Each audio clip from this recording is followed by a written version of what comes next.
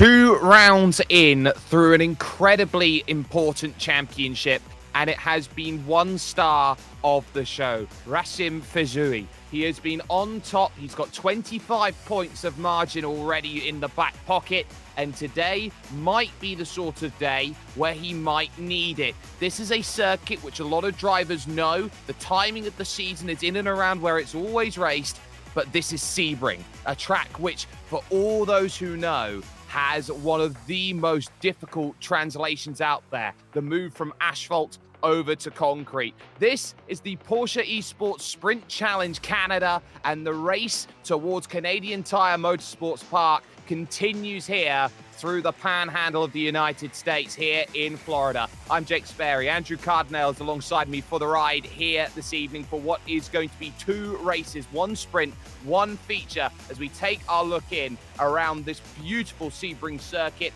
a track which here, Andrew, is very unique. And what makes this track so unique when it comes to the racing calendar? Well, put simply, respect the bumps. You've just got to respect this place. You got to race the racetrack more often than not and not get too involved with those who are racing around. But inevitably, in this format of racing, with this car, we're going to have close wheel-to-wheel racing all night long. As here we go, going into the sim. It's just a product of Sebring International Raceway. You're going to be on top of guys. You're going to be on top of bumps, and you've just got to respect the racetrack and those who are around you and try to hang on. You certainly have to, and this is a long circuit. It's just a shade under 6 kilometers, 17 turns around this place, and a final corner here around this Porsche Esports Sprint Challenge Canada Series, the Sebring Circuit, the International Raceway, which says all you need to know. It's a corner of 1,004 lines. The Sunset Bend might be one of the most important corners in all of racing. We find ourselves, though, in qualifying, 20 minutes open season to set a qualifying time, and that's going to put drivers in a very important position for 2 reasons here, Andrew. The first of which is going to be who can put their best time on the board. Secondly, who can find themselves the best track position possible out here on circuit, knowing that drafting is going to be a key factor around the circuit. Absolutely. Again, you've got to race the racetrack and those around you, and that extends even into qualifying. You've got to be cognizant of who you go out behind. Of course, you want to go out behind somebody that can pull you, and that you want to be close to in pace, maybe not overlapping. You don't want to be faster than them because you're possibly going to run into them potentially and battle with them on your qualifying lap. So you've got to have a decent delta. Want to go behind somebody that is kind of close in pace. There's a lot to manage in a qualifying session like this at a place like Sebring especially. And some of our first timed laps are coming in. First stop, Giuliano Romagnolo across the line at the 2:04.102, and let's see where that puts him on the board. Well, the first time's coming in. That one won't count. There was an off-track instant point somewhere, so it's Radosavat who is on top at the moment, 202.945, the number 34 machine out there, and is putting in some nice times. Currently, Blake Townend behind in second, and then Guillaume Levesque third fastest at this point in time. But the times aren't necessarily representative at this moment. Maybe takes a couple of laps. Drivers looking to try and get the tyres into an operating window here today. But the track today is going to be very important. It is hot here, Andrew. It is 48 degrees. If you put it into Fahrenheit, that is hitting well up over 100. And now you're starting to get a sense of, okay, this is going to be a difficult track here today, where the tyres are maybe going to go off a little bit quicker than they would do at other places. Yeah, and that makes it all that much more challenging, of course. As soon as you feel like you're getting into a run, those tires are just going to drop away. And now we have short races, of course, 15 minutes, 30 minutes, so there isn't a whole lot of time for those tires to roast over an open fire, but they will still get toasty. They will still get close to blistering, and these guys are going to be all over the racetrack, especially in this Porsche 992 that demands so much out of the driver to just hang on and put down the best laps they can. We're talking the difference between not having to worry about tyre wear over the course of a race compared to just having to think about it over the last couple of laps, as Nicolas Michel moves up then into third position on a 203.695. We'll take a driver's eye view then here through the middle sector of the lap, heading to the Cunningham corner, this top end of the circuit. A very unique track, very similar to Silverstone in terms of its design here, Andrew, in the sense that this circuit is based on the old airfields that they had around this place, and they converted it beautifully here. And this is where the tower used to be, the Tower Corner, and now onto the most brilliantly named straight in all of the world, the Flying Fortress Straight. And you can see all the traffic that Nicholas is currently having to deal with as he comes up on another car here, a little bit slower through this tail end of the lap. And yep, Sector 3 contact there. That's going to invalidate both of their lap times as Guillaume Levesque goes to the top of the board now. Anton Lacharite, we're seeing times really get closer and closer. We might have some sub 202s, even some low 201s as these guys get fully onto the racetrack and get those tires up to temp. Exactly, so La Charité up on top then by 0.2 of a second. Phil Bouchard moves up then into second position, and that's an important time for the number 73, a driver who, through the exploits over the last season of the Porsche Esports Sprint Challenge Canada, had the opportunity to race Contender Series overall for the Porsche Tag Heuer Esports Super Cup. Didn't manage to get that all sorted and qualified through, but was a vital learning curve and experience for him, and that will help him and give him some great knowledge and experience coming into this new season. Taking a look at Phil on the racetrack, and we see a driver move into the third spot, teammate actually with Phil, that I think is carrying some weight certainly into this third round. Only 2 rounds into the series, but already leading the standings. Rashim is going to be the driver to watch for sure. Yeah, he's going to be someone definitely worth keeping an eye out on. Fazui, of course, the championship leader out there overall in the number 58 machine, having a beautiful run of things over the opening stages, and will be certainly someone to keep an eye out on. Scored a fantastic 91 points at the Nürburgring. You couldn't score too many more. That's pretty much as near as maximum points can get. So getting a good qualifying time now, third position, that's probably going to be about as close as you can possibly get. 91 points is up there with 87 points from Montreal. And look at how much track they take. They don't get what is known as an off-track incident point by rushing over onto the outside, by going over the white lines. And it's important in qualifying because those off-track incident points there, Andrew, signify that your lap is invalid and pretty much gets deleted off of the timing screens. Yeah, and it tells you a lot sooner when it happens as well now. It used to be that, you kind of could kind of brush with the wall and maybe hope that your lap would count. Not the case anymore as Racim comes around to complete one more lap. Last lap was a 2:02.476 following Phil Bouchard. That is quicker, but it looks like invalid as, well, it's just not going to move up the board at all. Guillaume Levesque, 4th place. Andrew Caron in the 5th position. And on down through the top 10. Times are close. Less than a 10th between the top 9. Less than a 10th, well, less than a second between them at this point in time. Yeah, second. Less than a second, so it's going to be close now. You can see this mad scramble that is coming out of the pits. Now, this is going to be important. So normally in iRacing, you look at the ability of what you have. You have the ability to what is known as tow. And the ability to tow is basically you find yourself then somewhere around the circuit, you basically pull off to the side of the road, you hit the tow button, and you're immediately brought back to the pits. Not so much in this series. It's got a no escape rule, which is very much in effect. So you're going to be seeing drivers over the course of the qualifying session here, Andrew, driving down into the pits, getting 4 new boots, and driving back out again. So drivers up onto the racetrack as they just left the pit lane, and you know, that I think that just forces realism upon these drivers. Obviously, they've already got to manage the tires, manage really everything around them, and that's already not easy and rather realistic, but then you add in that extra little bit. You can't just go straight to the pit lane. You have to actually come into the pit lane. I like that a whole lot. Kind of bridges the gap quite a bit. Guillaume Levesque onto the racetrack, 888. 6th place right now, starting to move down the qualifying order, and Rashim, he went down to 3rd from 2nd, so we're kind of watching these guys move around, and I mean, things are really close. About a half a tenth between 2nd and 3rd, about a 1/4 of a tenth between 3rd and 4th. Any one little bit of draft out of one of these corners or an errant downshift, maybe a little bit too early, is going to make the difference between pole and 2nd place, 3rd place, on down through the top 10.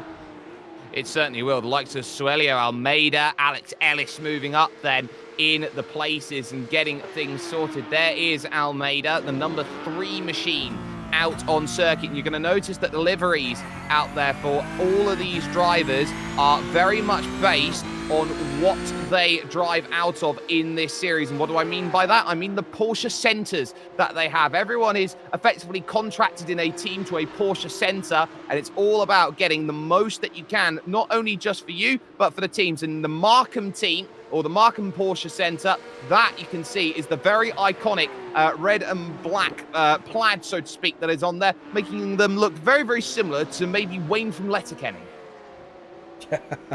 Yeah, definitely. I love the plaid there for the Markham team. As looks like Almeida going to abort that lap and have to come down the pit lane, it looks like, as everybody's slowed down the Ullman Straight. They could also be interesting is if they just cool the tires down on this Ullman Straight and then in sunset go back to full pace and try to get a lap out of this. Could be a way they do things.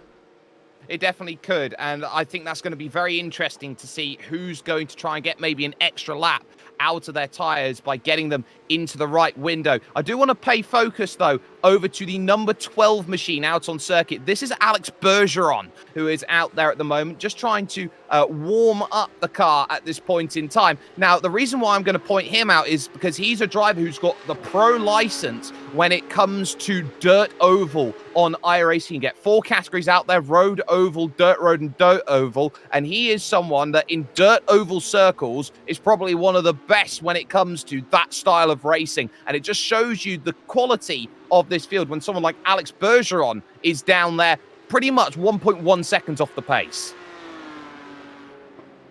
And I think we've seen in recent years with the NASCAR Cup Series, dirt racers like Christopher Bell and Kyle Larson have been getting wins on road courses. There's some driver finesse that I think certainly carries over from a dirt car, no matter what car it is, sprint car, late model, what have you, over into road racing, especially in a driver-demanding Porsche GT3 Cup car like we've got on track this evening. So the correlation makes a little bit of sense that he is on pace with the field, but at the same time, he is one of the first drivers over a second back of pole. So you're right.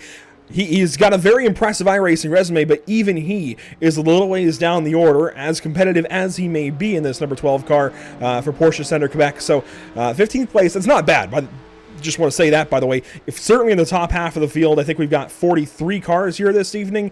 To be 15th, that's still pretty good company. It is really good company. Let's take a look, though, at the championship and how it stacks up at the moment. So 178 points at the moment is the top marks at the moment for Racing Fazouria on top for Porsche Center River Sud, with Antoine Lecharité in second and Guillaume Levesque in third, both for Luzon. You've then got Andrew Caron in fourth position ahead of Etienne Leger and Alex Bergeron, who is sixth in the championship, tied on points, those two. You've then got Matt Adams for Mark Motors in seventh position, Phil Bouchard down in eighth, and then you got Suelio Almeida and Alex Ellis rounding out the top 10 overall. And it goes to show you how quickly the points do congest up as you go through the middle of this group. And there's some really good drivers out there. For example, Yonganon Renault, you could say that, Andrew, in 13th. That is surprisingly down the championship after 2 rounds. I'd expect him to be up a little bit higher. Yeah, the two names that stick out most to me in this 11th through 20th order is definitely Guillaume Renault, as you mentioned, but also Giuliano Romagnolo, a big staple of everything over at Maradnes. I'm really surprised that he is this far down in 16th position. And really, that even Stephen Warkup, 19th, actually. Make it 3 names that really stand out to me personally with my experience on the sim and watching these guys dominate races that I usually see them in. Even for Stephen Warkup to be down there in 19th, that says something, even though we're only 2 rounds in. And I think you can also see it might be because maybe he had one really bad round and only 29 points earned versus the 178 for the race points leader. That's huge. It is huge, and you have to consider as well that all these drivers pretty much down the order have to be really focusing on what they can get, what they can master out of this. Drivers down there like Justin Ream, for example, Josiah Farrow, they're going to be searching for points. And then there's the drivers who are down there in the single digits still after 2 rounds. They know that they are pretty much already thinking about, okay, well, how can I get the most out of this season and push on forward with that? But we tick down just a shade under 4.5 minutes left in qualifying. Guillaume Levesque has moved up to second fastest overall, just 0.02 of a second behind Antoine Lecharité, and that was a really, really good attempt, but Lecharité is doing everything right through turns 3, 4, and the big left here of turn number 5. Try and gather as much as you can off of the exit, heading towards the hotel hairpin, through the Gurney Bend at 6 and over towards turn 7. That hotel hairpin is going to be one of the key places today to find the move, Andrew. Yeah, and of course, this is real close. I mean, Popeye's biscuit away from being a GT3 car, right? So these guys with GT3 racing might be a little more used to being able to flat foot the brake pedal and rely on ABS. But of course, in a Porsche Cup car, you don't have that ABS to rely on. Yes, these guys in the series are used to that, but that similar speed, you want to just kind of lay in the brake pedal, use ABS, soak it all up into a place like the hairpin. You can't do that in this car, so that's going to be a challenge all night long, and I think we'll see that in other corners as well. Sunset Bend comes to mind, even right here through this middle portion of the racetrack. Some really tight and bumpy braking zones. It's going to be tough all night long, and thankfully, they don't have a whole lot of brake fade to go over through the course of the race. Again, 15 and 30-minute races. It shouldn't be too crazy, but it will be a point worth talking about. It will be worth just keeping in the back of the mind as these drivers now need to try and work out how much they can get through it. Taking another look on board then, running through Suelio Almeida in 3rd position, trying to open up as much time. Has just gone with that 3rd fastest time to a 2:02.315 and trying to find those times. Now, those times are a little bit slower from what they were doing in practice, and that's going to be key as the track currently at 48 degrees. They are dealing as well with a lot of wind out there today, about 14 kilometers an hour from the east, and this is the sort of circuit, because it's an old airfield circuit out there, they really are dealing with a circuit where they've not really got much to buffer the wind out there today. A few trees, a few hangers, maybe some light poles and power line poles, but there really is not much to break the wind. I think the tallest thing here is maybe the hotel over there in turn 7. So you're right, there is not much to break the wind. It's a lot of straight line winds that can absolutely upset the car, and if it catches underwing into a heavy braking zone, such as into the bus stop, depending on where that wind is coming from, it can absolutely upset the car just a little bit. It could also, I think, more effectively work against you down a long straightaway or help push cars down a long straightaway. So you might see bigger runs or smaller runs in the draft, especially down the Ullman Straight. I wonder how much of Almeida's run was setting up Alex Ellis to try and get this through. They are right onto the limits here. Ellis making a push then through the final corner, trying to get as much as possible, but it's going to be one pulled down into the pit, so no abilities to improve then on that 5th position. Just in front of that, that was Fuzui there, the championship leader, crossing the line and finding a time of a 2:02.431, good enough for just 6th fastest overall, and those final times are going to be flying in. Because we are in a heat racing format, it means when the checkered flag comes out, that's it, that's the end of the session. So those who are out on track, Simon Theriault out there is going to be someone who is looking to try and get there through on the time, but I think he realizes he's a little bit too far back, and he's going to be someone pulling it away over towards then the final corners then, and looking around then for Yon Gagnon Renault, trying to get as much as possible out of this. Is a little down the order for where we expect him. 2:02.753 is an improvement, but cannot go past Trepanier in terms of time, and that puts him outside of the top 10 and in 12th position overall with just half a minute to go here in this one. The likes of Nicky Chan's just come over the line, but here's Alex Bergeron, and he is right on the limit in terms of time here, Andrew. Yeah, I don't think he's going to get there out of Le Mans just now. It might be close, but yeah, he's just not quite going to get there, unfortunately. Liam Rosita's also not going to get quite back to the line. I think he actually just wrapped up the line as he's in the 1st sector. Christopher Cook as well, car 66, he won't get back, but Chris McGraw did just come across the line, go up to 21st. Well, there is the checkered flag, and that will take us then over towards the starting grid then for the first race, the sprint before the feature. It is Antoine Lecharité who is on pole position, a 2:02.144. Guillaume Levesque will be alongside on the front row in the 888. Then it's Suelio Almeida and Phil Bouchard, 3rd and 4th. Alex Ellis and Racim Fuzui, 5th and 6th. Andrew Caron will start 7th ahead of Giuliano Romagnolo, and then it's Josh Manolo and Simon Theriault who will round out the top 10 then on this field. Back then at row 6, is Vincent Trepanier and Yon Gagnon Renault, Nathan Bartley and Matt Adams, surprisingly down the order in 14th. You follow on from that, likes of Etienne Leger, Zoran Radasavat, Blake Townend, Gregory Hoverson, Gustavo Foiza, and Alex Bergeron can only manage 20th position. The rest of the drivers will be flicking through on the screen right now. 15 minutes to get themselves all sorted, but they know that they've got that one pace lap that they have just to set themselves up and make sure that they are finally adjusted with what they need to do over the course of racing. 43 drivers then here today over the course of racing action. And Andrew, I think these 15 minutes are going to be really crucial about how you go about your business, because it's a 2-minute lap, because it's a long lap around this place. You sometimes get that feeling that the race is a little bit shorter than it actually is.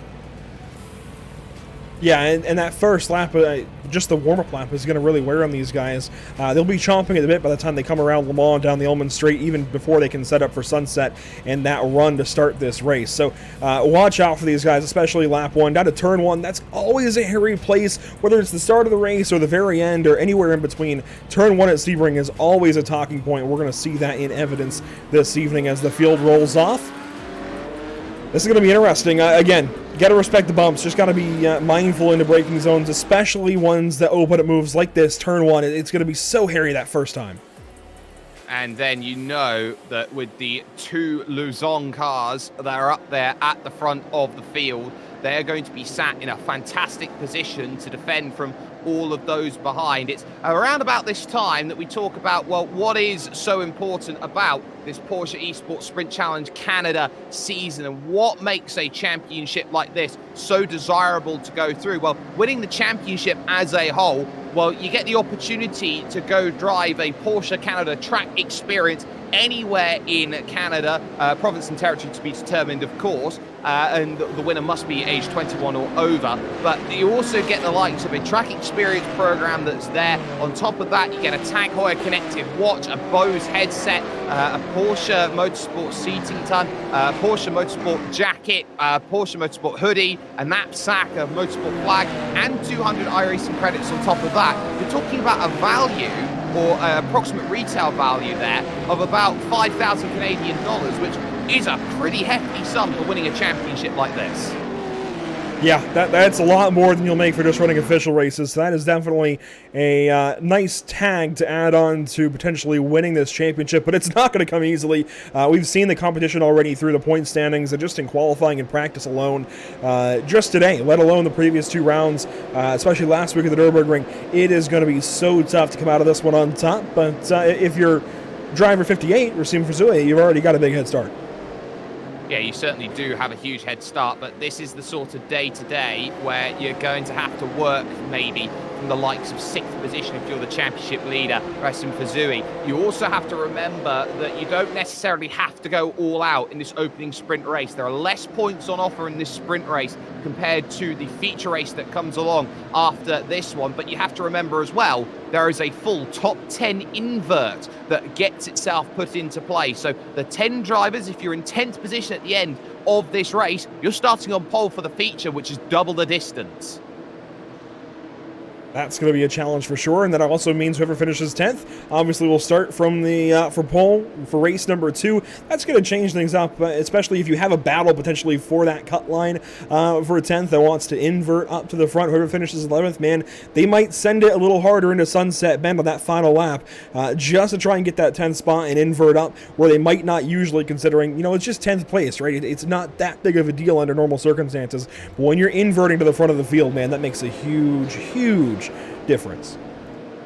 Le Charité, Levesque, Almeida, Bouchard, Ellis, your top 5. And you can see some drivers looking to try and maybe get a bit of perspective, warm those tyres up. Well, they won't need too much warming when it comes to what they're dealing with. The in-sim conditions have moved to a morning condition. So the track, which was 48 degrees out there for their qualifying is now 29 degrees only. So they've dropped a whole bunch of temperature in Fahrenheit. They've dropped about 40 degrees worth of temperature, so it's a completely different surface. Watch the iRacing Porsche first safety car dive into the pits. Welcome to the green flag zone. Welcome to 15 minutes worth of action. Green flag in the air from Barney the Flagman. Let's get ourselves racing then here from Sebring. A long hold to get ourselves underway. La Charité waited for the last possible moment to go on that discretion in towards turn one then for the first time. Almeida on the inside, Levesque on the outside, so they race for second. Big dramas in the background. Someone's gone around there, a huge plume of smoke.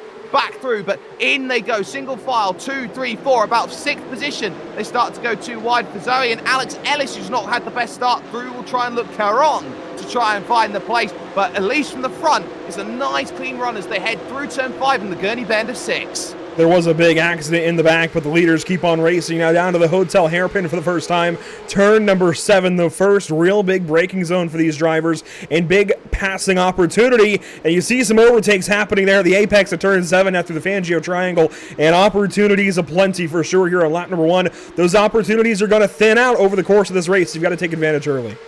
You have to stay within range. You've got to be within about a second to get the benefits of it. And then Fazui will try and look to the inside. Not going to happen, but watch out in the prettiest of pink, because that was Yonganon Renault trying to get a pass done on Romagnolo. Not quite being able to find it. And now on the outside, it's too wide, too deep as we go on board with Ganon Renault. Just there on the outside. That then for him is Matt Adams, who's had a really good start to this race, flying around the outside onto the Flying Fortress straight. They'll rush to the Bishop's Corner, and just behind that you've got Alex Bergeron then, who's got mirrors full of Therio, as now Bergeron looks to attack on the inside here in the middle of this group, trying to find some space as they go through the Ulman, onto the Ulman Straight. Beautiful driving through Le Mans, and ultimately losing out then is going to be Gagnon Renault, who get this, a slowdown penalty. The worst place to serve it, lap 1.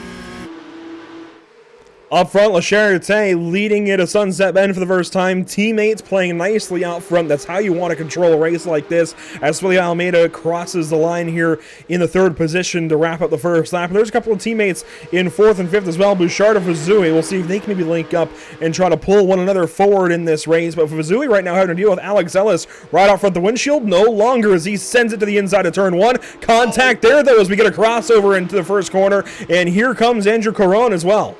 It was a heavy hit. Good news, the engine's in the back, not the front. Gets it blocked up at turn 3, so back through goes Alex Ellis, and these drivers now know they're really in a race at this point. Fazui will look behind. Andrew Caron is there. Wouldn't want to deal too much with Caron in the way that he is going to be out there driving, but Fazui's going to have to try and pick and choose his moment. He again has a little search to the inside, but now you've got to find a bit of patience and settle into a bit of a rhythm here, because you've already given up 3 minutes of your 15 that have already gone through this race. So you're really going to have to focus. Top 4 are away, and then it's a group of 5, and you're getting some pack mentality racing. Started to bring it through. There is Suelio Almeida in 3rd position. He's got maybe the most unenviable task out of everybody here. He is pretty much against the machine, those top 2. Guillaume Levesque acting at this point as rear gunner. Yeah, there's no way these teammates out front just allow Almeida to go on by, especially with how threatening Almeida can be in this points championship. This is prime territory for all of these drivers. They've got to protect, and they certainly will. And, you know, I think we'll also see these guys wait a little bit in this race. I don't think we'll see Suelio really show his hand just yet. He's got 11 minutes to try and figure out how to get by at least one of these guys, if not both, of these teammates controlling this race. And it looks like... Well, it's not a teammate to the guys out front right behind it. No, it is actually. Yeah, that is definitely a teammate right behind it, Phil Bouchard. So, yeah, this is going to be a challenging time to be Suelio Almeida for the first few laps of this race, but he's got a little bit of time. He can work on these guys. There's a problem in the back. There is a problem in the back, and that would be most likely then for Vincent Trepanier, then a number of places that will be dropped, and definitely not part of the script for car number 87 out there. Would have to get up to speed quickly there in the Porsche Center Edmonton machine, and now getting the power off of the exit after serving the penalty. He's with Stephen Walkup now for company, so way down the order, back in 23rd position now, trying to get back through. And the middle of the pack's going to be interesting, because how aggressive do you want to be? Are you pushing for the top 10 or consistent result? as they go through. You got the likes then of Josh Manilow looking behind as Etienne Leger moves through on Blake Townend. On top of that, a little bit of change of position between Josiah Farrow and Giovanni Romano there. So those two deciding, you know what, it'll be easier if we switch positions and we start going aggressive. Lots of great moves back here from 10th down through 20th position in the midfield. Tough to keep them all in order, but Jake, you're doing a great job. Better than I am, certainly, as these guys make all these moves these first couple of laps. Only lap number 3 of an expected 8 in this 15-minute race. And, yeah, these guys are definitely showing their hands early. Here's Guidon Renault. And this is, again, one of those drivers we have to watch throughout the course of the day. Car 18, battling for, it looks like, 14th spot. And that was textbook how you do it around the outside in turn 10.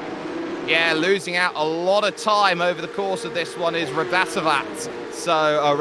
So he's gone back a couple places. Not ideal after he made a mistake at turn 5 earlier on in the lap. So Radosovat is going to have to make a lot of work to get through. Remember, top 10's what they're aiming for. That is a long way down the road. That is Alex Bergeron at this point. Bergeron up 10 spots and in the transfer.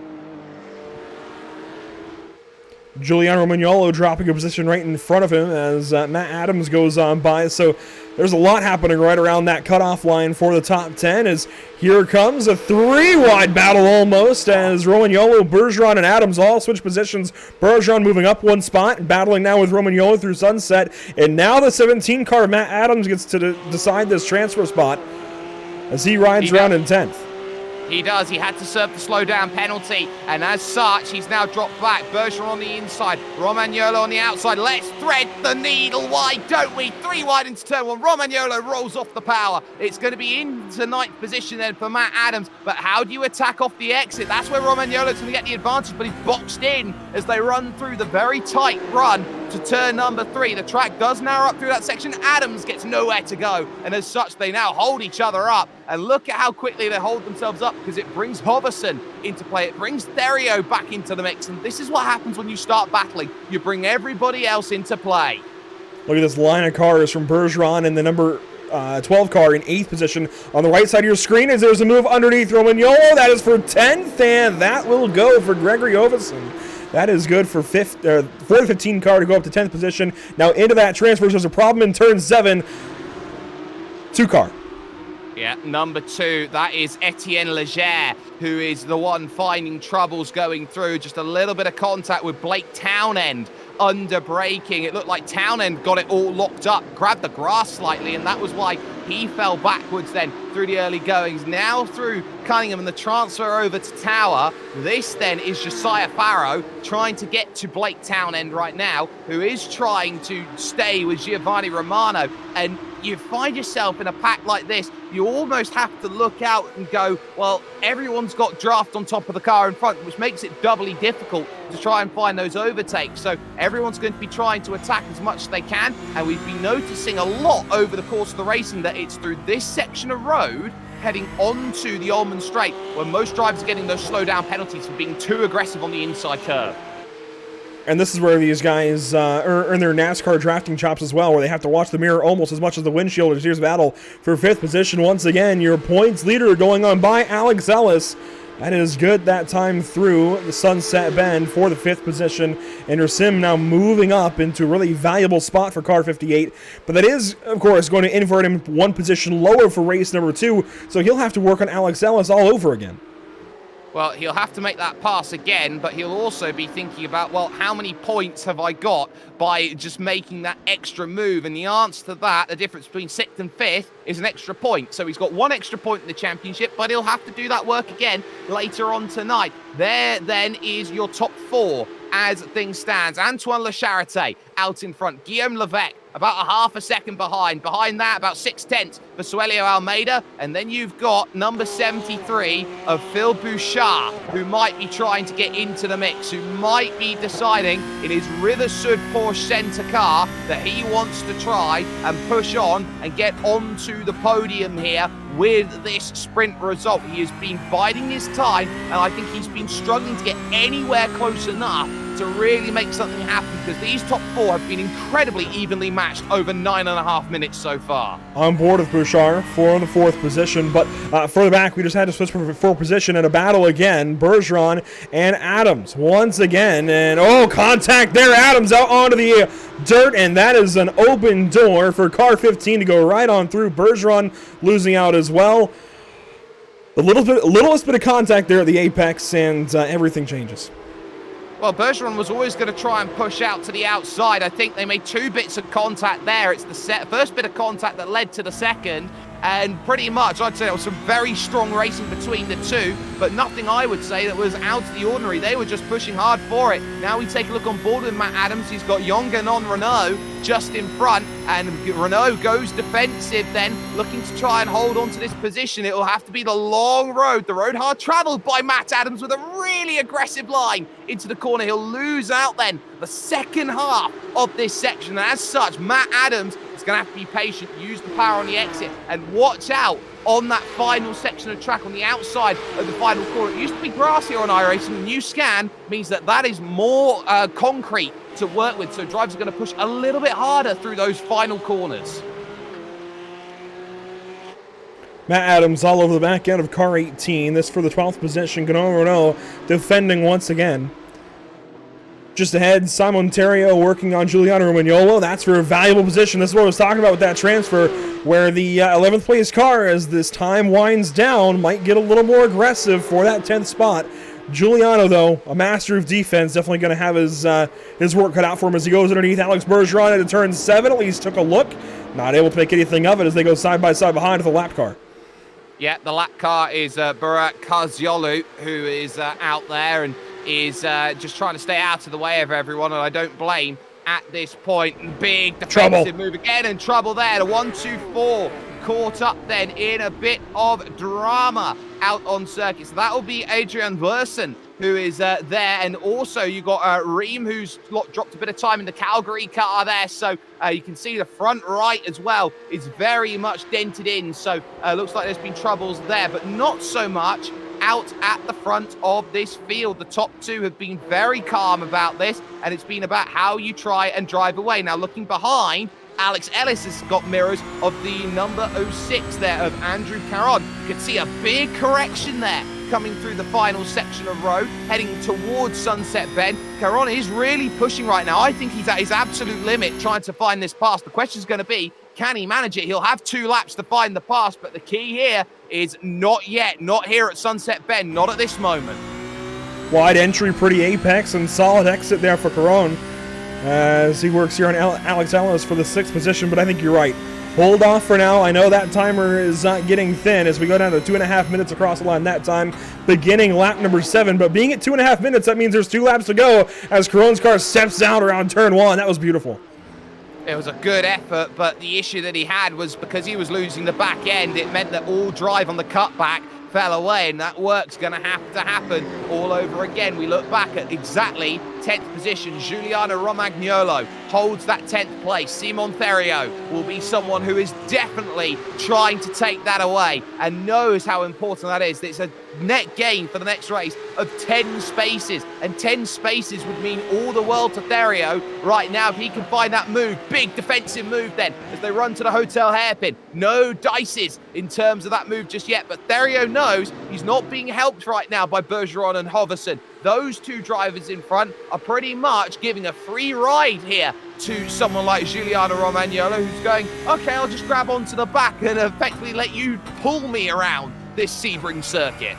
Yeah, as you go back in the line, it gets so much more difficult to make a pass, doesn't it? To set it up in a quality way anyways, and actually have a run into the entry, the braking zone of a corner. So, especially at a place like Sebring, where most passes will come as a result of the run down the Ullman Straight, it's going to be tough here for Theriault.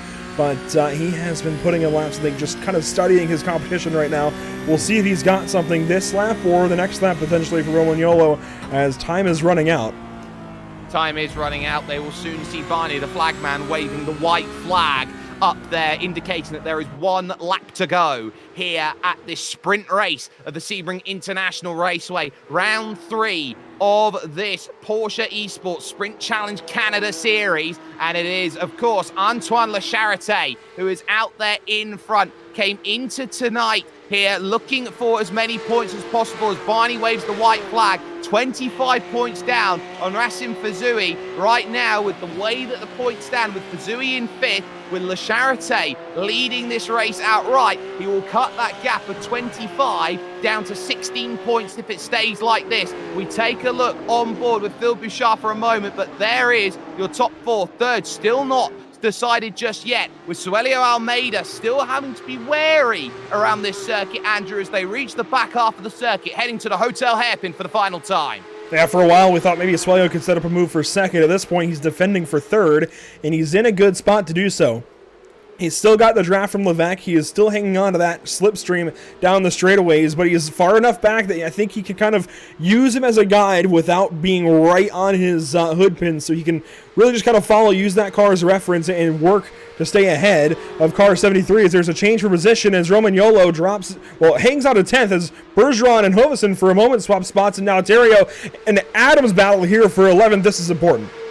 They're driving each other out of the race for 10th here. Matt Adams has to make the move now. On the outside, Romagnolo can't find the pass on Hovesen. Matt Adams gets the dive sorted then on Simon Theriault, who moves back to 12th position here on this last lap. Romagnolo's trying to give himself a little bit more security out there with the passes. They won't find what they want then at Tower, and they might be looking at Sunset Bend as the final place to get this done. Le Charité and Levesque up in front. They're going to have zero troubles out there. Bouchard might have a chance too, but for that transfer, it gets interesting right now. How good's the run through Ullman and onto the Ullman Straight for this final time? How good is it from Matt Adams? It's a strong effort, but he might be a little bit too far behind. The gap is about 2 for Antoine Le Charité. He runs through the final corner. A little search for third is not going to make too much happen there, but it is Le Charité picking up the sprint win here at Sebring, ahead of his teammate Levesque for a 1-2. Almeida will hold off Phil Bouchard then in the race for third. And in terms of what's going for the top 10, Matt Adams might have just pulled a miracle off, because he's found the way through on Romagnolo, and he will have pole for the feature. Bravo, Matt Adams, right in the final corner in Sunset Bend. Makes a move there. Romagnolo, it sticks. Romagnolo goes 11th. Terrio goes 12th. Ganon Renault will have to settle for the 13th spot. Bartley 14th. We'll get the full results here once the race completes. Watching the rest of the field come through. Here comes Alexander Ho, Walter Lamb, and everybody else across the line through 31st, 32nd, 33rd, and on. Well, it has been a tough race, and it certainly shows with the number of drivers who are here. Not many retirees or drivers who are a lap down. The only retiree I can see is Christopher Cook. But I tell you what, that was a strongly fought race in the middle to get to that top 10. But drivers may be holding their cards a little closer to their chest, maybe thinking about, okay, if I can save a little bit then in the sprint, I can let everything go in the feature. But Antoine Le Charité picking up the win for Luzon is going to be absolutely happy with that. Exactly what the doctor ordered. Some important points to be clawed back in the championship. Let's get a little look at confirmation then from that opening race of 2 that we've got. The sprint ending up in number 21's hands. It is Antoine Le Charité picking up the win in 16 minutes and 26 seconds, a margin of victory of just under 0.6 of a second over Guillaume Levesque, making it a Luzon 1-2 out there today. Suelio Almeida for Markham would finish in third, ahead of Phil Bouchard, who was pushing really hard for Riversud, and the championship leader, Racing Fazui, can only manage 5th, but will crucially be ahead of those 4 drivers into the next phase. Alex Ellis would end up then in 6th position as we find ourselves in warm-up getting ready for the next racing, but the top 10 would be rounded out by Andrew Caron, Alex Bergeron, Gregory Hovesen, and Matt Adams, who will have the pole position for race number 2. Andrew, 1 race down then in the book, and you probably have to say that Le Charité looks fantastic here at Sebring. Absolutely. He's got this figured out. That team in general has it figured out. You, of course, saw Levesque there in third, Bouchard in fourth. Levesque in second, Bouchard in the 4th position. They've got something that nobody else really has right now, aside from maybe Suelio Almeida, but even Almeida not able to do anything with it in that first race. We'll see if the order changing things up allows Almeida to bring a little more fight to them. Of course, he's got the jump on 2 of those drivers he was just racing, but now falls behind one of them. Certainly does. And you look at those drivers behind who are struggling maybe to find a way to overtake. Levesque, Almeida, Bouchard, they all hold the cards. They all know that they've got really good pace out there. But what do they need to do in that second race, being really, really crucial about the opening that they've got going forward? They know they're ahead of someone like Le Charité. They've just got to go out there and push. But what do they have to do on those opening laps to not get caught out and lose those places early? Well, the work will certainly be cut out for them, as La Charité will have to try and back up one of the best runs I think we've seen all season for sure, and probably will see all season. What do you say we grab La Charité and ask him exactly how that went for him behind the wheel of car 21? I think that sounds like a really, really good idea, and we've seen some beautiful racing out there. And joining us now is Antoine Le Charité, who picked up the victory in the opening race. Antoine, pole position with a really nice time and just managing the race. How important was it for you to have someone like Guillaume Levesque behind you, knowing that you two could work together to put behind the likes of Almeida and Bouchard? Yeah, it just feels super great. First of all, good job to Guillaume. It's a very great point for the team today. And as soon as we knew that we were like together, after that, like for the third position, it was like super hard to pass with the draft that Guillaume had. So we knew that we had a big advantage with that, and we are super happy from that. Talk about then just how you manage a race like this. We know that the cars may be a little bit difficult in terms of drafting, but this is a track which does allow that ability to draft 0.2, 0.3 of a second. For you always kept drivers in and around you at about half a second, 0.6 of a second gap. So hitting your marks lap after lap, did it feel pretty much like a time trial out there that you're just continually having to hit those marks over and over? Yeah, for sure. It's like managing the tire, and when the gap is closing down to like 410, you push a bit more to open the gap, so the guys at the rear doesn't have a run, and it's pretty much it. You just manage like that, and that's what I did. And yep. You've got 10th position on the grid then. You find yourself in the middle of the pack looking around at everybody else. The names in front of you are pretty much a who's who in front in terms of the championship. So are you looking forward to this? You've got yourself pretty much looking at this race thinking, okay, well, if I can pick off X driver, Y driver, then there's some really good points on board for you. Yeah, looking forward. It's going to be exciting. I think with the draft, no one's going to go first and create a big gap. So I think the first position going to be always available. It's all going to be about racecraft, stay out of trouble, and there's pretty quick guys in front. So looking forward to try to make my way up to the field. Well, you heard it here first, stay out of trouble, and we hope you do as well. Antoine Le Charité joining us then here with a brilliant result then. That, of course, being a victory in the sprint, looking to try and back that up over in the feature as well. But what you certainly noticed, though, Andrew, is, okay, that first race pretty much was about calm. Now you're looking at, okay, where is the next stage? Where is the next bit of development that you go through? And I think these drivers know and understand this is where you're going to have to push on early. You're going to have to make places early if you're down 6th, 7th, 8th, 9th, because you know that once you get settled into a rhythm and single file, that it is going to be a little bit tougher if everyone is pretty much holding on to the next car in front within a range that allows them that drafting ability. Yeah, there's certainly no easy task this evening, that's for sure. And working the draft is going to be, like I said, you're going to earn your NASCAR chops to a point. If you were to go to Daytona or Talladega, you've got to watch the mirror. You've got to manage your run out of the corner.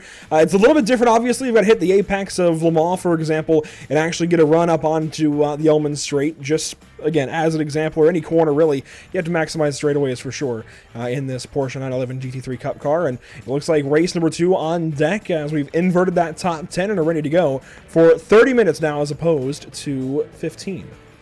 So we double the time, and it gives double the opportunity out there. Let's take a look at where everybody stacks up. So it will be the number 17 then of Matt Adams, who will be out there on the pole position. I believe we're looking here at this point in time with Gregory Hoverson, who will be alongside for company. Following that then will be Alex Bergeron and Andrew Caron on the second row of the grid. Alex Ellis will start from 5th with Racim Fazui in 6th, and then it will be Phil Bouchard and Suelio Almeida in 7th and 8th. Your top 2 then from the last race, Guillaume Levesque and Antoine Le Charité, will have work to do from 9th and 10th position, with Giuliano Romagnolo, Simon Theriault 11th and 12th, Ian Gagnon Renault in 13th, and Nathan Bartley will be in 14th position.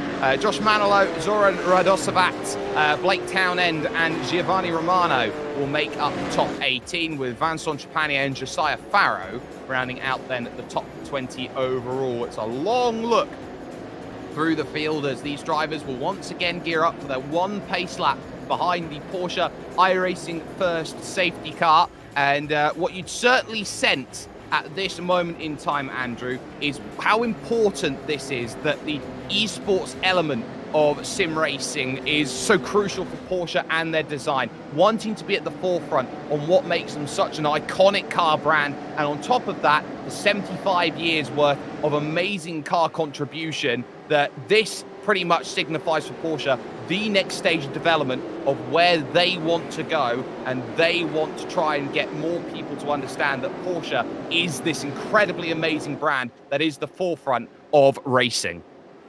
Well, yeah, I think in 75 years, they have not had a misstep at all. They've always been at the forefront of not only racing, but I think some of the prettiest cars on the road, whether it's here on the road at Sebring or on the road in your local town or wherever. I mean, you see a Porsche driving around, whether it's a classic or current, it's always just so special to see, especially some of these Porsche GT3 911 Cup cars. They're just beautiful to look at.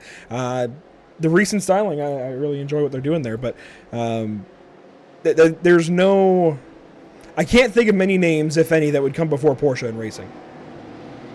There aren't many, and that much we can say. And thank you to everyone, of course, who is watching us from all around the world. This is the brilliance of the Porsche Esports Sprint Challenge Canada, this third round of the championship, and how crucial it is, because we know there aren't many rounds out there overall to try and score your points. We're at round 3. After this, they'll head to the Red Bull Ring, the Circuit de Spa-Francorchamps, Road America, Interlagos, and then Canadian Tire Motorsports Park to finish off the season. Just an 8-round championship, 16 races to decide the season off in full. And quite crucially, here at round 3, we're what we like to call here, Andrew, the meat and potatoes of this season. This is where you got to get all the hard work sorted, because this is where championships are built. Not at the beginning, not at the end, but in the middle.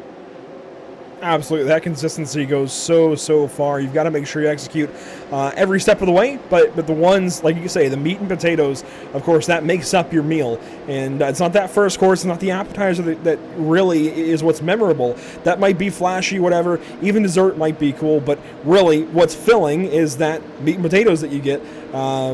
That's what is important. That consistency through the mid portion of the schedule carries you along the way. And consistency, just like in any form of literally anything, you've just got to be consistent over the course of all these different rounds, even through a night. If you make one misstep, it's a problem. Matt Adams at the front, Gregory Hoverson alongside, the dirt professional, so to speak, in iRacing. Alex Bergeron is third, and then you've got Andrew Caron in fourth. The winners the last time are in 9th and 10th positions. But as the pace car dives in, it is at the discretion of Matt Adams now to get things going. We'll wait for him. Green flag in the air. Let's get ourselves underway. We're racing here for 30 minutes this time here from Sebring. And already Alex Bergeron hard to the inside. Look at how they push into the opening section of the track. The likes of Fazari looking for a run wide. Will go Hoverson. And now that's going to bring everyone back together. Suddenly it's 2 and 3 wide here as they rush forward in towards turn 2. Adams away at this point in time. It's now in second position. Alex Ellison, a spinner, already in trouble then through the early stages. Then that is going to be a real shock to the system for Suelio Almeida, who made such great progress through the first 3 corners. Yeah, everything we were talking about as far as maybe he could best those guys who was racing in race number 1, well, that is now out the window and in the barrier there out of turn number 3. As Bergeron, with a little bit of a battle wound there on the right front of his car, goes by Gregory Hoverson for that 5th position. Everybody just trying to slot in line through the first couple of corners, the first sector here of lap 1, as there's a battle right behind for 5th and 6th. Absolutely. Hoverson's going to have to be careful. He's missed his braking point twice, and I think he's been very nervous over this opening lap of the race. Championship leader to the inside. He'll have to go the long way around the tower. Look how close they get. Tyre to tyre, wing mirror to wing mirror as they fly into the tower corner. Power off the exit, though, is there from Gregory Hoverson, and he holds place, but suddenly Fazui, he'll have to go from attack to defence. La Charité was having a look, trying to search to see where he could maybe make some progress off of the early stages. Bouchard in line, Levesque in line, Romagnolo, Therio, all there as they now run through the Le Mans chicane and now through this beautiful right-hander leading onto this straight. And already you can see the Serpentine trying to get into play. Matt Adams is desperate to get rid of the draft of Alex Ellis at the front. Oh, big one in the back. A big one in the back, you're right. Alexander Ho, car 84, right in the center of all of that, as he's going to try and get back rolling. He does get back rolling, but you can see slow down the Ullman Straight as they head over to Sunset for the first time here in race number 2. And across the line, Matt Adams leads 8.5 tenths back to Alex Ellis across the line that time, and already very spread out front. That is, I think, a big point. It's going to have a big effect on this race. There's less draft to go around, but this top 3, I think that's going to be our top 3 for this race. There's not much catching those guys. Well, I wouldn't put it past those drivers who are trying to get through, as this group right now is pretty much bottlenecked via Jarno Trulli-style racing at this point by Gregory Hoverson, who is doing a very good job at holding the likes of Fazui and La Charité and Bouchard. All of the top names you'd expect up at the front right now are stuck behind Hoverson because Hoverson is just holding on to the back of Alex Bergeron. That's giving him a chance. Little look there, it turns into a big look down the inside, and how aggressive off the exit is going to be Racim Fazui. Oh, a little bit of contact then as they run through the right and the left then of these Fangio S's, and now at Cunningham Corner is going to be the key. Hoverson will pull up alongside, but he's on the wrong side of the road if he wants to make this pass easy. He'll try and pick it down as a bit of contact, and it's going to be off for Hoverson, so his time in the spotlight now will fade, and he'll have to be very delicate with the way he rejoins. All things considered, that was a pretty solid rejoin. Maybe not the best by any means, but better than it could have been. Really heads-up driving there from Hoverson to keep control of his race car and not come careening back onto the race course and cause more issues. So props to Gregory there in that case. As La Charité now works on your point leader through, well, the back end of this course into Law. This is going to be rather tricky. Like you said, a lot of the big names, the top names of this series, all lined up. Fazui, La Charité, Bouchard, Levesque. Yeah, they're all there, and they're all trying to focus on what can we do to move forward in this race. They are currently 5th, 6th, 7th, and 8th. At this point, they run into Sunset Bend, and a little search behind then for a move as that's Therio moving down the inside, getting the pass sorted on Giuliano Romagnolo, then 4 positions. So that's a nice little pickup then for Therio, who knows he's got to get going, but suddenly Romagnolo is going to fight back here towards turn 1. Don't count out Nathan Bartley in this situation because he's going to make it 3 wide down the inside at turn 1. Will he have drive off the exit? Romagnolo's going to fight back as they push over towards turn 3. This is pretty much where do you look in the mirrors if you're Therio, who has made the move. Romagnolo, though, can he shut the door just at turn 4? That is some of the best heads-up racing I've seen ever on our race. Get Bartley now gets turned around by Gannett Renault, and we have got a parking lot there in the first sector. That is a big problem. A lot of cars careening off the course. There's Gannett Renault trying to get back on, and he will do so as there's a change for the race lead. Alex Ellis came with a challenge that time in turn 7, and now La Charité goes by Fazui.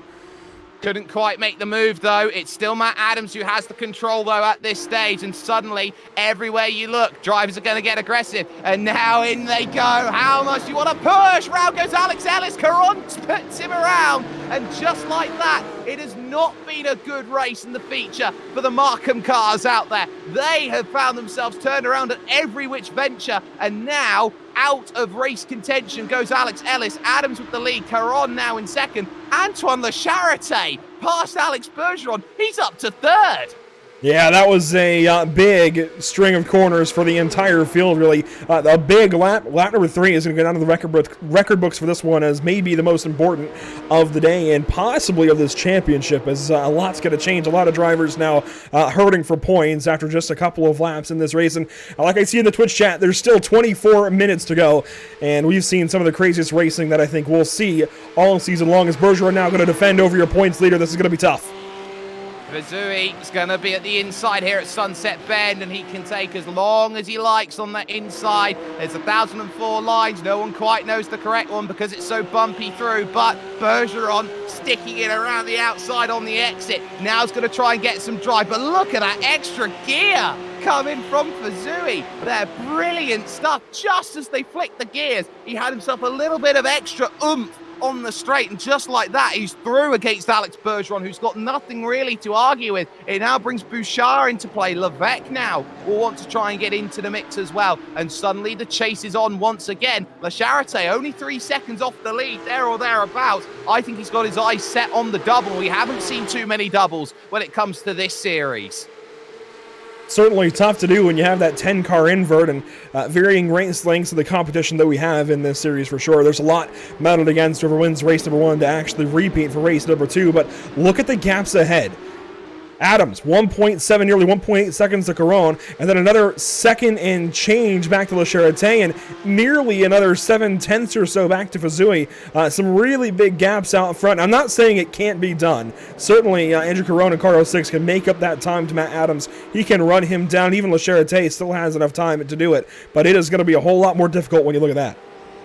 Oh, it certainly is. And you look at those drivers behind, they're all trying to find as much as they can out there on this track. Bouchard now looking behind in the mirrors more likely at this stage, as he's got Levesque for a bit of company here. This is going to be an important run here for the likes of Guillaume Levesque. He knows how crucial it is to make moves quickly. He's about as quick as his teammate La Charité up there in third. The issue that he's got is he's bottled up in 7th position, and he needs to try and find a way through. On the power then, onto this backstretch, and this is a great little bit of understanding. Look at how much information those drivers are going to have. Of course, static here with the way that we got it viewed at this point in time, but you can see so much on that dash. You have the ability through, flicking down the gears, 4th, 3rd, just riding the revs through 3rd, trying to get drive off the exit, little overcorrection, but now into 4th and 5th and back on the power on the front stretch. And I like this view as well, Jake, because you can see the handwork, especially through Sunset. There isn't a whole lot maybe compared to some other cars, but there's definitely still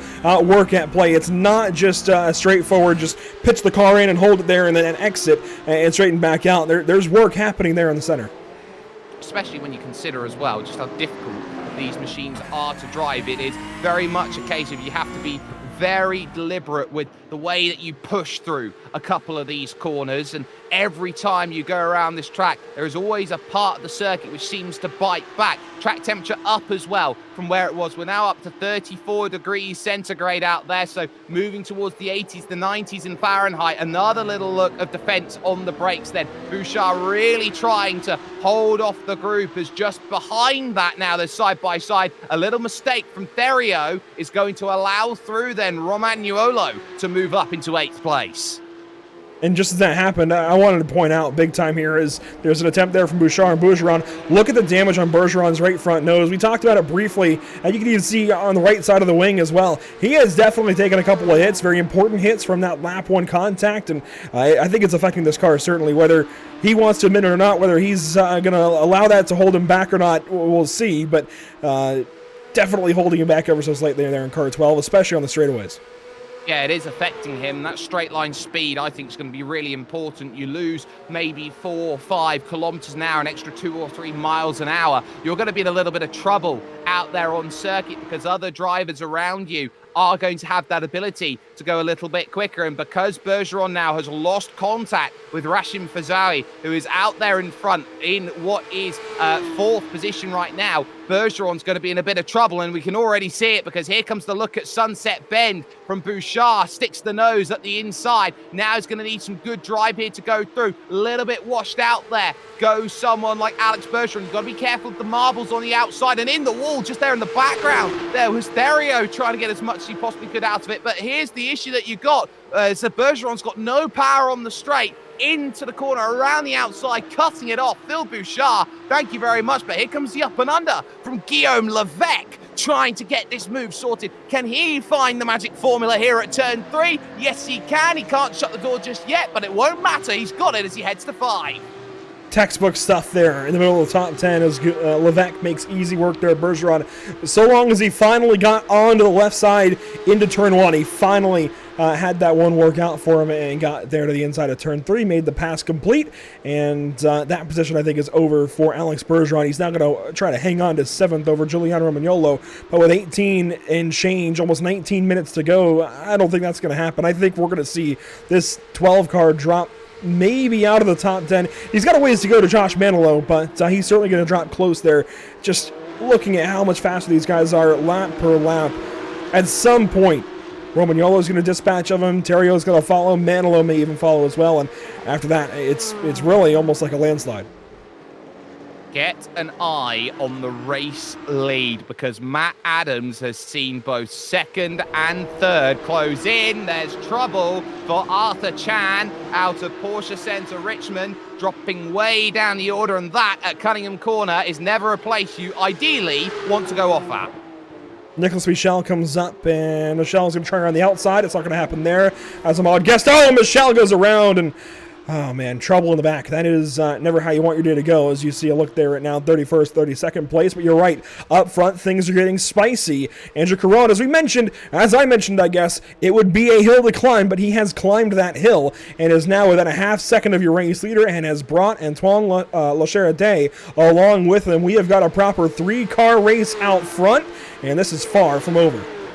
Now the question is, how quickly can Lacheritte dispatch of Caron and Adams, because Fazeri behind is only behind by 1.5 seconds, so that could go really quickly. Comparison of lap times, Matt Adams last time by a 2:02.991. It was a 2:02.6 from Andrew Caron. It was a 2:02.4 from Antoine Lacheritte. That's important in terms of how quick they're going at this stage, as now you've got this beautiful group trying to make sure they get through and gain in positions. Defensive line taken by Matt Adams, who knows a thing or two about defending well, because last year, when it came to the Skip Barber Formula iRacing Series, Matt Adams won the most craziest race I ever saw at Watkins Glen. And is about to go for first in one of the craziest races we've seen as well. Adams going to have to defend here in turn 10. That's never easy. Washes out ever so slightly. Brings his bumper across the nose of the 06 car. And now Lacheritte has got a prime opportunity. Does he wait or does he try and dispatch of car 06? I think if I was in his position, which, I mean, there's a reason he has the steering wheel and I have the mic, but if I was in his position, I would simply wait. Allow this to play out. You've got plenty of time. And still a second back to Fazua. You can't wait too long. You can't wait all 16 minutes. But you can at least allow this to play out for a moment.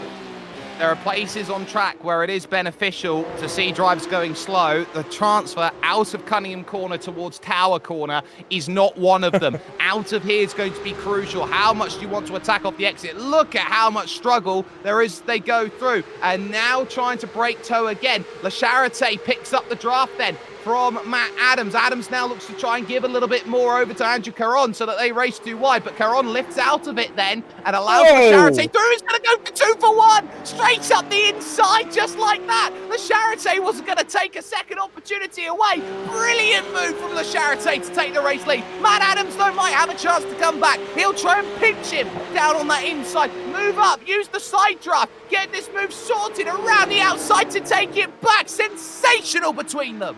I hope everybody just took notes, because we've all been taken to school as far as proper racing here in these Porsche Cup cars. That was beautiful stuff, and it's not over as they stack up nose to tail to nose to tail to nose to tail. 4 strong to the first sector of this lap as we're on lap 8 of 15. Halfway, we'll call it in 3, 2, 1, halfway in this race.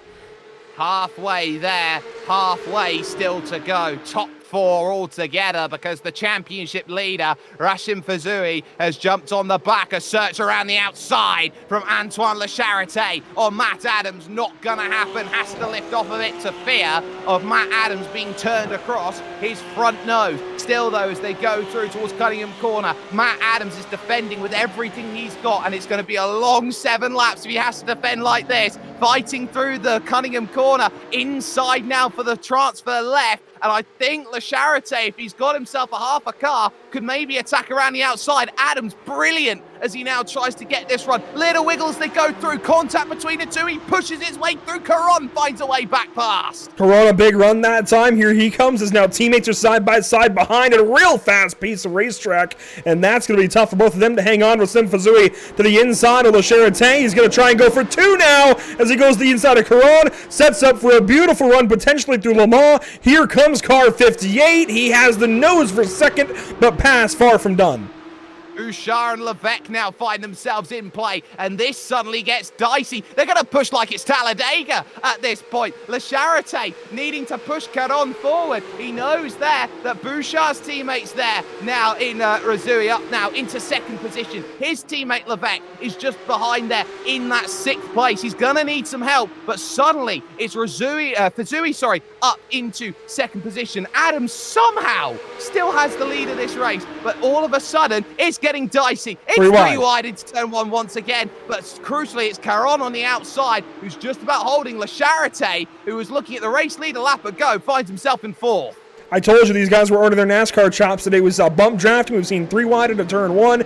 You don't see that every day in Porsche Cup racing. We're seeing it this afternoon, though, this evening, no matter where you're watching from, as whoa! Car 06 way out wide there at a turn 5. A great job of hanging on to it, but Caron has got his hands full with Bouchard and Levesque, as now Matt Adams will have to defend from your point leader into the hairpin this time. Lap number 9, corner number 7, and your points leader has found his way a sniff off of the lead. It was just a sniff. I tell you what, Andrew Caron, was he at Sebring or Sendai with the way that he was drifting that Porsche through turn 5? On the brakes again, Matt Adams, master of placing the car where he needs to, as again, Racim Fazui looks to try and search to find where he needs to make this pass. He's not going to get it just yet, and the group's going to join because it's Le Charité just behind Caron, Bouchard, Levesque, 4th, 5th, and 6th. And this 6 up in front know that one small mistake and it's over for all of them right now. Matt Adams, he has been so resolute about finding and holding on to these places. I tell you what, the sweat will be dripping off his brow with every corner, and he's just got to keep counting down the corners, because this 19 minutes would have felt like 19 hours so far the way he's driven this race. Well, rinse, repeat, re-rack them, restack them, same song, second verse, maybe third verse, as here comes Fazui along the left side this time, the outside through Sunset. Ben going to try and pull that car down at Apex and try to get a run for the exit, but Adams blocks it beautifully. That's going to allow Charité to have a run this time down the front stretch, and here comes car 21. This is where everyone's trying to pivot for position. How quickly do you fan out? And now Fazui is going to go for it. Can Racim Fazui find the pass? He looks to go around the outside. He's got drive, but he'll have to go around the outside again at turn 3. Gives him a little bump for a bit of hello, how you doing? Now can he get this sorted through 3 towards 4 and 5, still side by side? Matt Adams doesn't know the word quit. He'll try and find himself a way to hold on, and he does. Brilliant still. Fazui backs up to Le Charité. Here comes Caron and Bouchard now back into this fight. All 6 cars as Giuliano Romagnolo starts to close in. We're going to have a 7-car fight within 10 minutes of the checkers as Fazui moves into the braking zone over in front of Le Charité. A big block that time in turn 7, and it pays off beautifully as they stack up once again. That buys Fazui just enough room to go back after Adams here. That worked out, I think, better than he could have expected.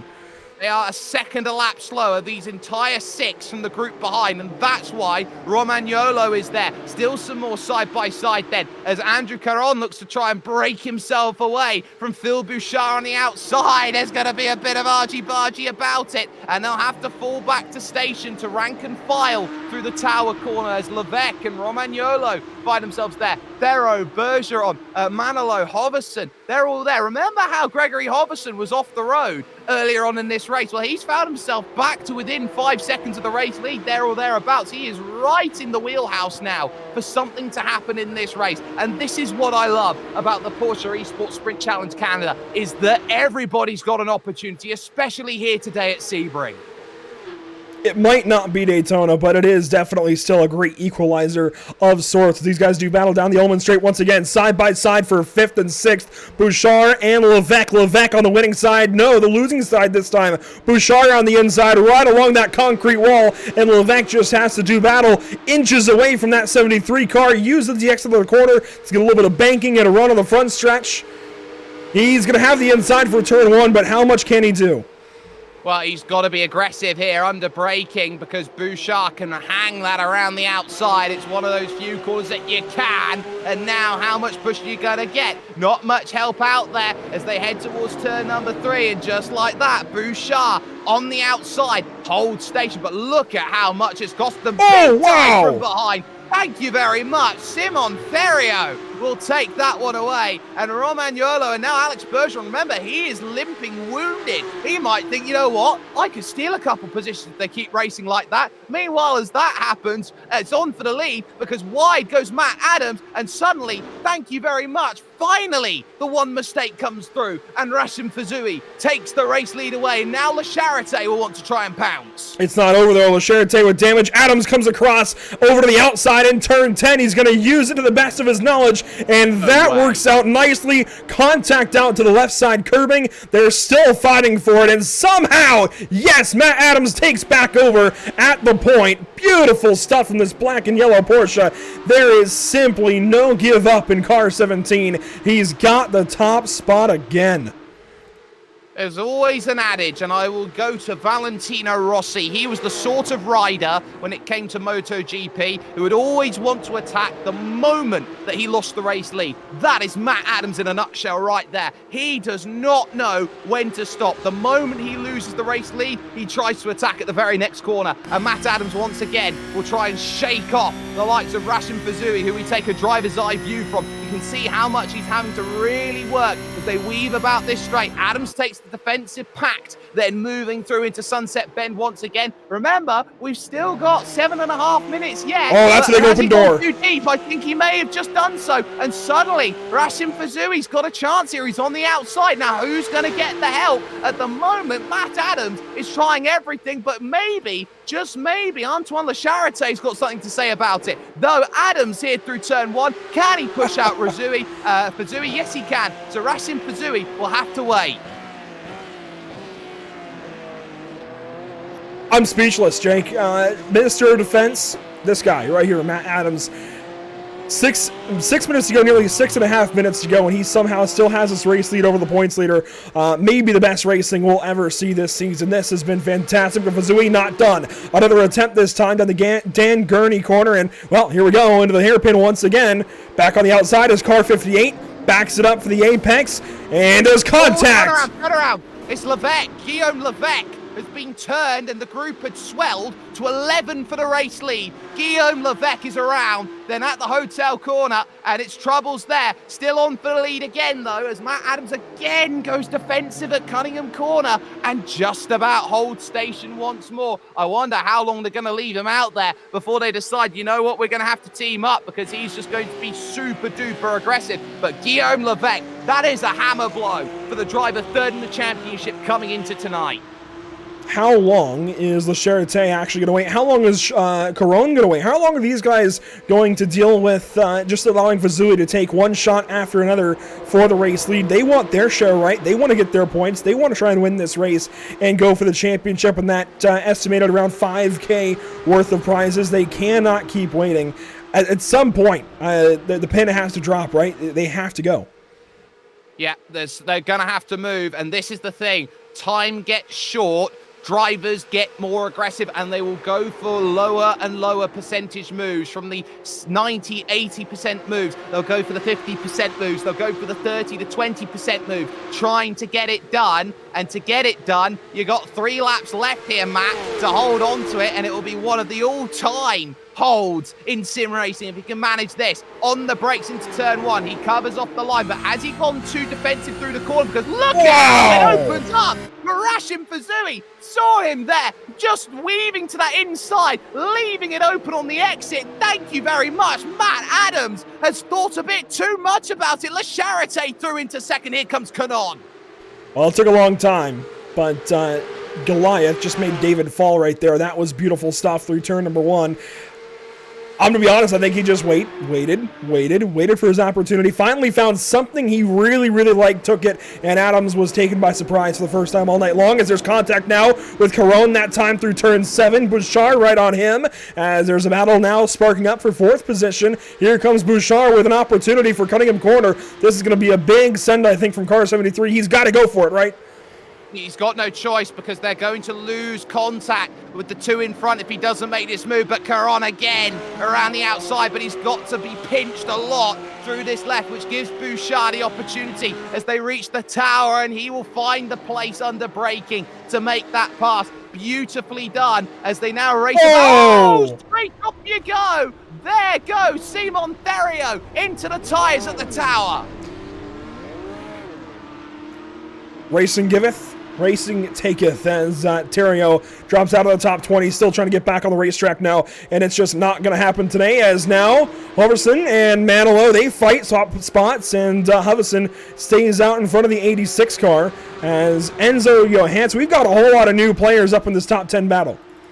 We certainly do. I tell you what, Enzo Johansson has done a brilliant job. He started 22nd. He is racing now in 10th. He's up 12 in this feature. Searching again on the outside. Oh, you can't get much closer than that to Josh Manilow. Mark my words, you can't. And he's going to have to try and find a way through, but he has to temper the run at the middle of the corner. And I think that gives Josh Manilow just enough of a chance to break away here in this phase of the race. Top 2 still there, 2 laps to go. It will be between Fazui, the championship leader, and the nearest challenger, Antoine Lecharité. Those 2 right now are in a huge race, and then you focus on Matt Adams in 3rd, who will have a very talented Phil Bouchard just behind, who will want to jump up onto that podium.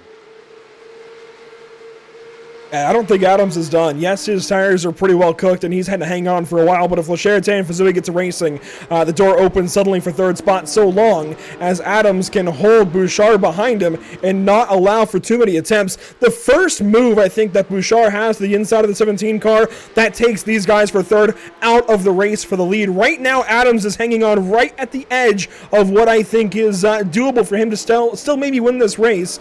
It's going to take a mistake out front, or at least a really good battle.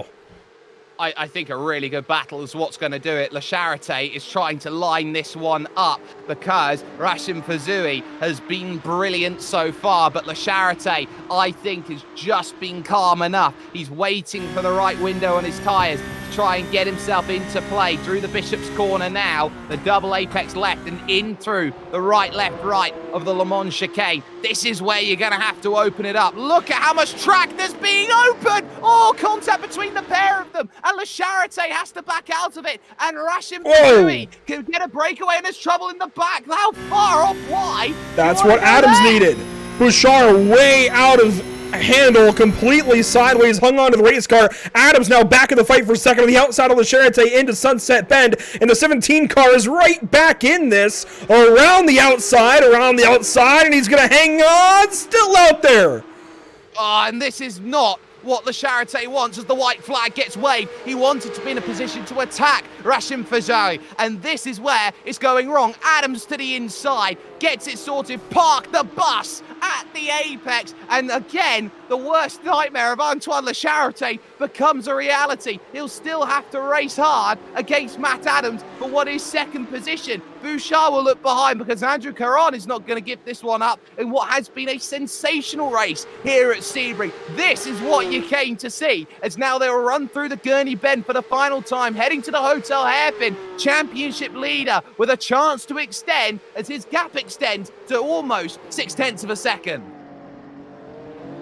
It's not over, though. So long as Adams exits Le Mans right about where he is now, he's got a shot, depending on what Lecharité decides to do. If the 17 and 21 were to work together, maybe they can draft and get close. But as this lap goes on, and as these corners go by, and as Fazuli just goes to work, the gap is opening up from 1st to 2nd, and it's starting to get to where I think Adams is just going to have to focus on trying to hang on to 2nd. Can he do so? There was an open door for a moment in the tower, but he's going to hang on.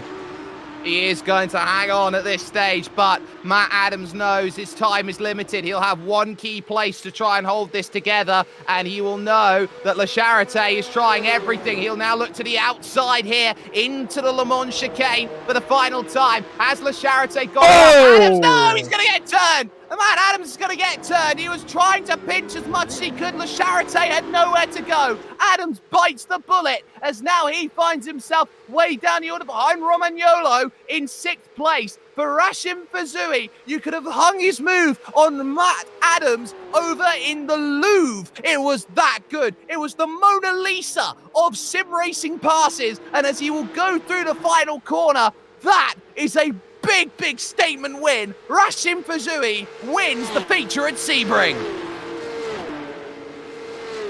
Brilliant stuff. Even the race there to the line with Adams and Bergeron, and waiting for the answers, 6/1000ths of a second between Adams and Bergeron for 6th position. Manilow still beats out Johansson. Beautiful stuff. That is going to go down as one of the best races ever in this series. That is an incredible showcase of these drivers trying to throw everything that they possibly could at the wall, see how it stuck. But it is the top 2 in the championship, 1 and 2, with a brilliant showcase here today on why we love sim racing and why the Porsche Esports Sprint Challenge Canada is one of the hottest beds of sim racing you can find out there in the world. Let's get ourselves some confirmation of result then, because it will be Racim Fazui who will pick it up, 30 minutes, 58 seconds, and will win by 1.1. Heading over towards the line, with that being Antoine Le Charité in second. Your podium rounded out by the number 73 of Bouchard, as there is one of the last drivers to cross the line. It will be the number 84 who is out there still trying to find a finish. Alexander Ho, Koja Lesman then trying to get through, and this is pretty much here, Andrew, there as we see Karzolu there trying to find a way home. That is a very battered front of the Porsche Center Vaughan, number 40. And car 40 will be one of the final cars to the line. In fact, the final car to the line to wrap up this race. And across the line, he will finish 34th, and these results should finalize per iRacing. And yes, they will. So Fazui officially will have that win. He certainly will. Racim Fazui, absolutely fantastic. It was Le Charité in second. In third position, Phil Bouchard. Andrew Caron will finish off in 4th there for Halifax, with Giuliano Romagnolo Oakville in 5th position. Matt Adams would be demoted to 6th with the issue on the final lap, but he threw everything at it there. He tried everything he possibly could to hold on to not only a win, but a podium on top of that. Alex Bergeron, with the damage, will come home 7th, with Gregory Hoverson in 8th. Josh Manilow will finish 9th in the Porsche Center Vancouver car, and Enzo Johannesson getting a brilliant job there to finish the top 10. Started that feature race in 22nd. What a drive. You see the rest of the top 20 there on your screen, and well, they'll all page by here on the results ticker at the bottom of the screen. And just for a moment, there it is, as our winner does burnouts on the front stretch. At least tries to. Racim Fazui celebrating there with Phil Bouchard, a little bit of help celebrating this win, and it's simply amazing stuff. One of the best sim races I've ever seen. I've seen a lot of sim racing in my 7 years here on iRacing.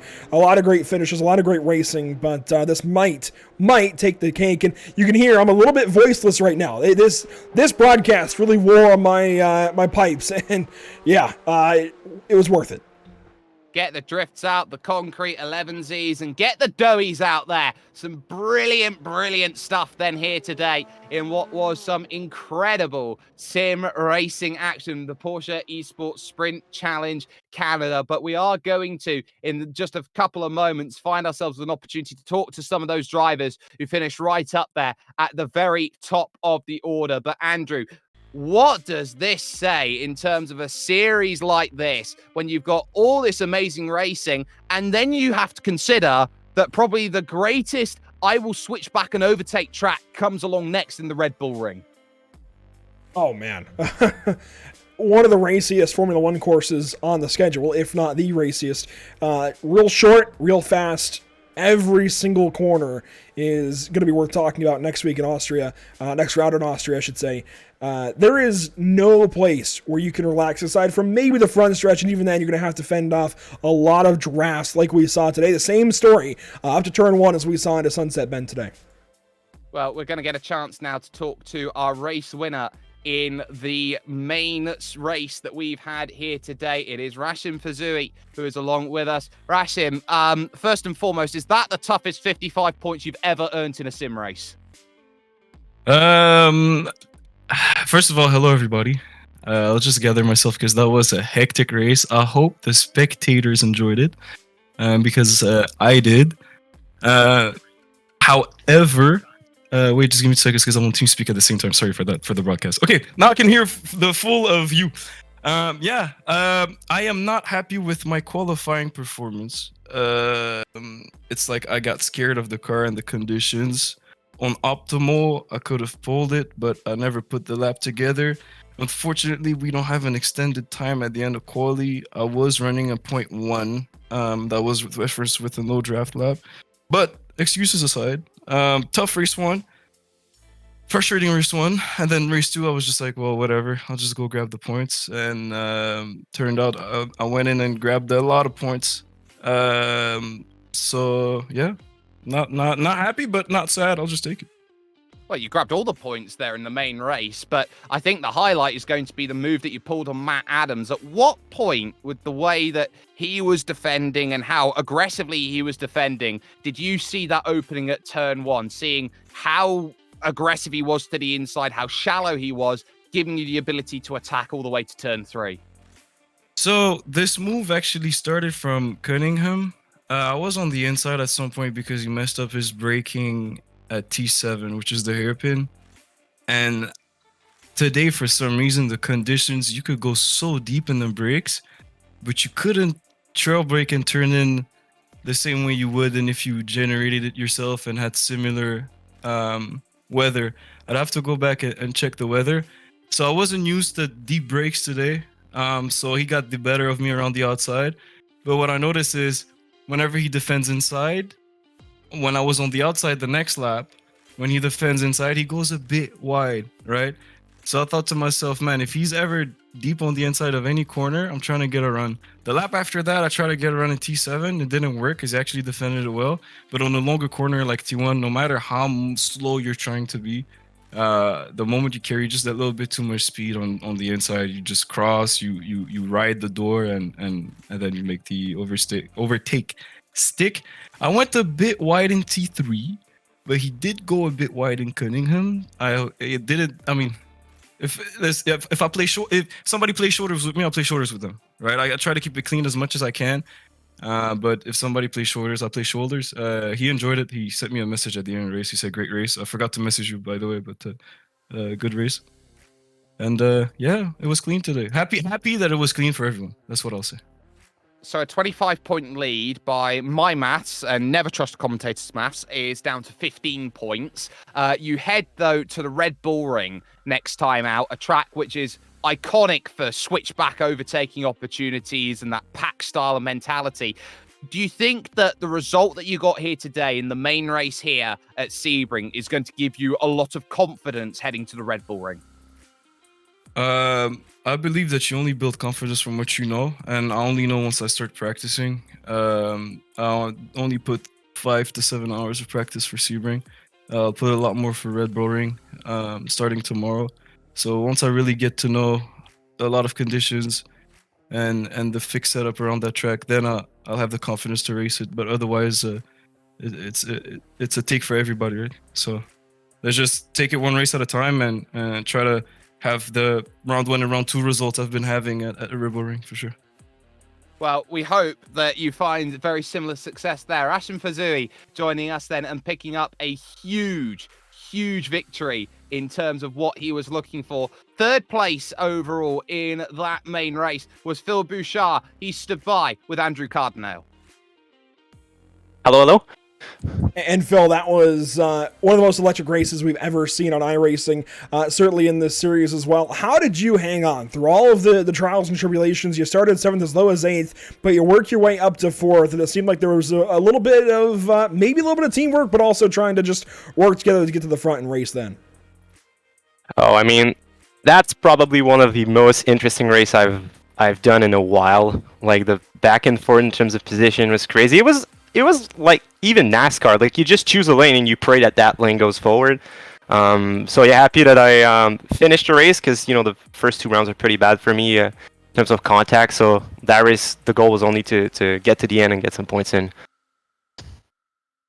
And why do you think that ended up being that kind of race where you say you guys earned your NASCAR chops? I mentioned it a couple of times during that race. You guys were having to watch the lanes, watch the mirror almost as much as the windshield, and just hope, like you said, that one lane worked for you, in particular set of corners. What was it about this racetrack that brought that out?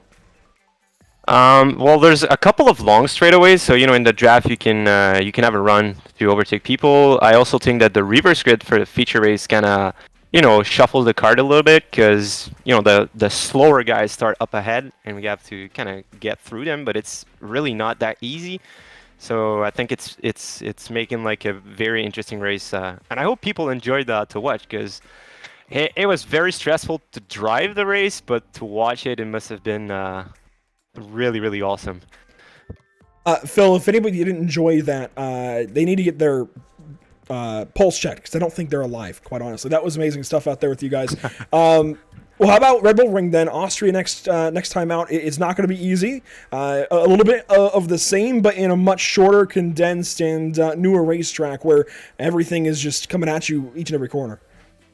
Yeah, well, first of all, I'm going to have a lot more time to practice. I was out of the country for most of the week, so the practice has been pretty short for Sebring, especially we were only having like a week in between the 2 races. So a lot more preparation from the next round to kind of make sure we start up ahead and can get through the traffic a bit easier because there was some pretty hectic things that I did that I don't want to see again. Well, Phil, it all works out in the end. 3rd place there when it's all said and done, right behind Fuzui and Lachute. Congratulations to you, and hopefully we're talking to you a whole lot more this season. That was beautiful stuff out there. I hope so. Thank you, guys. I want to shout out to Porsche Esports also. Well, there you go. Phil Bouchard from 3rd place, Jake. Really good company out front. Did a whole lot of work to get to that spot ahead of guys like Caron and Romagnolo, even Adams, Bergeron, and everybody else. That was electric stuff. It was electric stuff, and we saw some amazing electric racing here from this beautiful Sebring International Raceway. But that is just about going to do it for us then here with Porsche. This has been a wonderful round of the championship, but it's not the only Porsche content that's going to be coming into play. Saturday, the 1st of April, that's not too far away. We're going to be back with the Porsche Tag Heuer Esports Super Cup, and that's going to be incredible. On top of that, when it comes to this series, we'll be back on the 13th of April, so 2 weeks to wait before you jump back with your Porsche Esports Sprint Challenge Canada. And let's not forget on the 16th, Porsche Esports Carrera Cup Great Britain will be on April the 16th. So make sure you check your eyes in with us and Porsche for that to go through. But in terms of that, getting it done from Andrew Cardinal and myself, Jake Sperry, what an incredible duo showcase that was. La Charité proving he had the pace. Rashim Fazui outlasting everybody else in the feature. It is a championship that is going to go down as one of the best, I think, that is going to be seen in sim racing for a very long time. And Sebring, my goodness, what a spectacle. We'll see you 2 weeks from today when we jump over to the Red Bull Ring, where it gets just oh so more spicy. The halfway stage of the season awaits.